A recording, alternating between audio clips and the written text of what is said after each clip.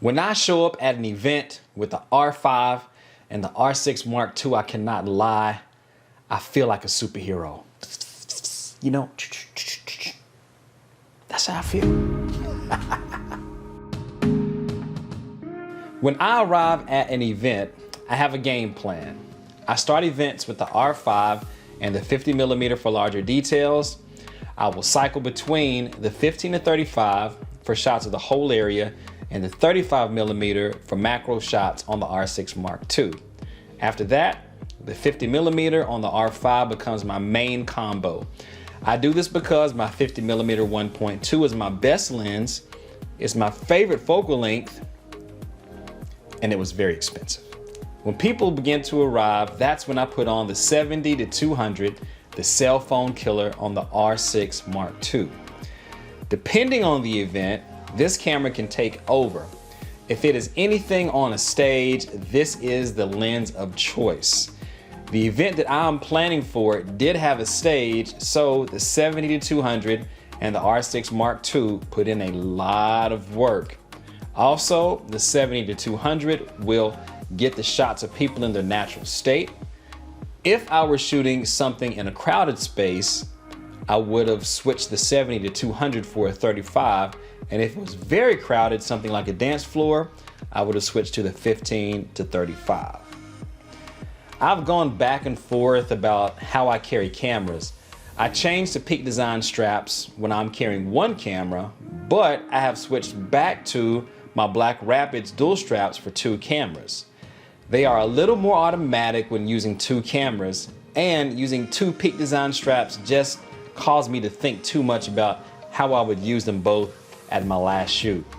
I tried putting a strap on each shoulder, but I did not feel confident that they wouldn't slide off. So for this shoot, I used the Black Rapids dual straps with anchors attached so that I could use the Peak Design straps if I went to a single camera. It is nice to have that versatility, even though I didn't even use it.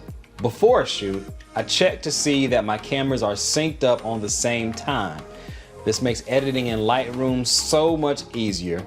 I do this manually, but there must be a better way. Let me know in the comments if you have a better way to sync up your cameras.